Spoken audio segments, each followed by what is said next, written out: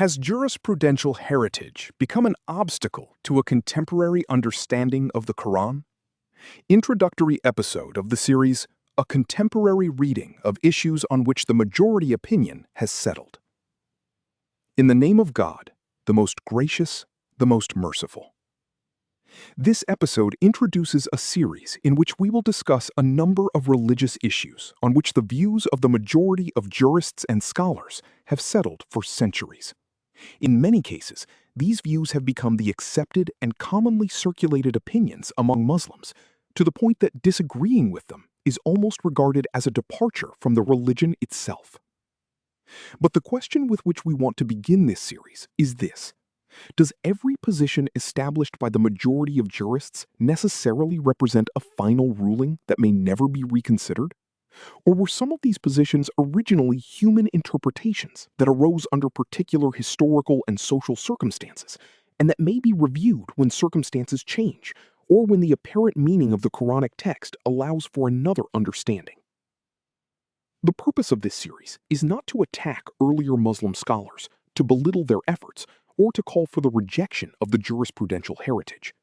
On the contrary, we appreciate the great effort scholars have made over the centuries to understand religion, interpret texts, and exercise independent reasoning on different questions. But we want to distinguish between two different things: divine revelation and human reasoning in understanding that revelation. The Holy Qur'an is revelation from God, whereas interpretation, jurisprudence, and independent reasoning are human activities. No matter how knowledgeable a person may be, he remains capable of being right or wrong. Therefore, respecting scholars does not mean considering their opinions infallible, nor does respecting heritage mean turning it into a sacred authority that may not be questioned. When does independent reasoning become an obstacle? In principle, independent reasoning means applying the intellect to understand a text and attempting to relate it to reality. Yet the paradox is that independent reasoning itself may, over time, become a barrier to new reasoning. When a researcher or thinker presents a different reading of a particular issue, some people may not discuss the evidence at all. Instead, the ready-made response is, "This contradicts the position of the majority. The scholars settled this issue long ago," or "No one after them has the right to reason about it." Here we reach the central problem that we will discuss throughout this series. If the early scholars exercised independent reasoning, why should their reasoning become a prohibition against the reasoning of those who came after them? And if they themselves differed with one another, why should the majority opinion, after the passage of centuries, become almost like a text that may not be contradicted? Is saying this is the majority opinion by itself enough to invalidate every other view, even when that view is based on the apparent meaning of the Quran, on language, context, reason, reality, and the higher purposes of the law? We believe that the Holy Quran is relevant to every time and place, but this statement should not remain merely a slogan. The Quran's relevance to every time and place means, in part, that divine revelation is capable of guiding people under circumstances that continually change and develop. But if we require every generation to adopt the understanding of the previous generation in every matter open to interpretation, then in practice we have tied our understanding of religion to particular historical circumstances. The world in which we live today is profoundly different from the world in which jurists lived 1,000 years ago. The number of people has changed, means of transportation have changed, cities have changed, systems of government and organization have changed, scientific knowledge has changed, social and economic problems have changed, and humanity's ability to manage its affairs has changed.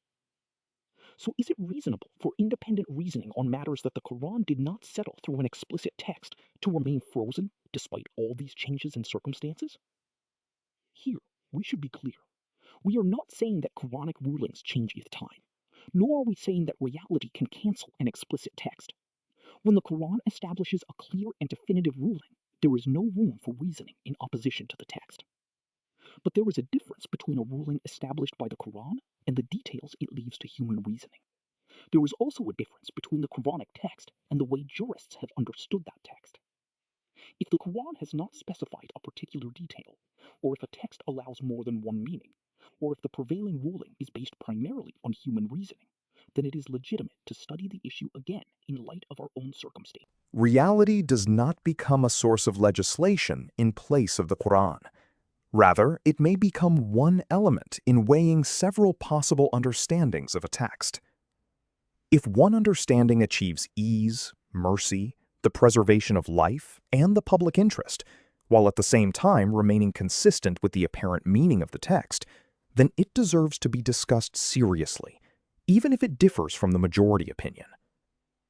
The method of this series will not be based on rejecting the majority opinion simply because it is the majority opinion, nor will it be based on accepting every new opinion simply because it is contemporary.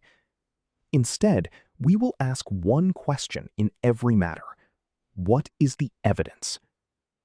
When the majority holds a particular opinion, we will respect it and examine its evidence. But we will not regard the number of people who hold it as independent evidence that makes discussion of the text unnecessary. We will always distinguish between the Qur'an and the jurist's understanding of the Qur'an. The Qur'an is sacred. Human understanding of the Qur'an does not acquire sacred status, regardless of who holds it. In every episode, we will begin as far as possible with the Qur'anic text itself. We will read the verses related to the subject, examine their wording and context, and then compare what they say with the position established in jurisprudence. We will ask, is there an explicit Qur'anic text supporting the prevailing opinion? And can our contemporary reality help us give preference to one understanding without changing the foundation of the ruling? We will try to keep the discussion rational and calm, far from the veneration of individuals, and equally far from the desire to contradict earlier scholars merely for the sake of contradiction. In the first part, we will begin with the question of pilgrimage, especially the verse, "The pilgrimage is during well-known months." We will ask, does the Qur'an truly require Muslims to perform the essential rites on the specific days commonly recognized today? Or does the text allow a broader understanding of the period of pilgrimage? In the second part, we will discuss the times of fasting in Ramadan and the beginning and end of the fast through the verse, "Until the white thread becomes distinct to you from the black thread at dawn, then complete the fast until night."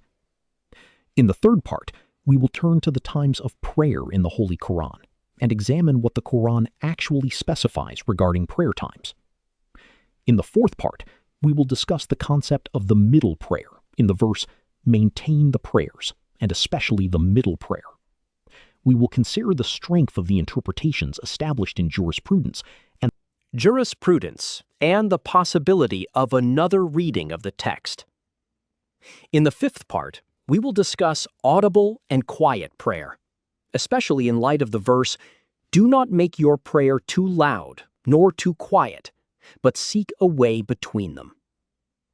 In the sixth part, our subject will be congregational prayer. We will ask, does the Qur'an require Muslims to perform the 5 daily prayers in congregation? And what Qur'anic evidence supports that position? In the seventh part, we will address a broader and highly important question: the function of the Prophet, peace be upon him, in the Qur'an.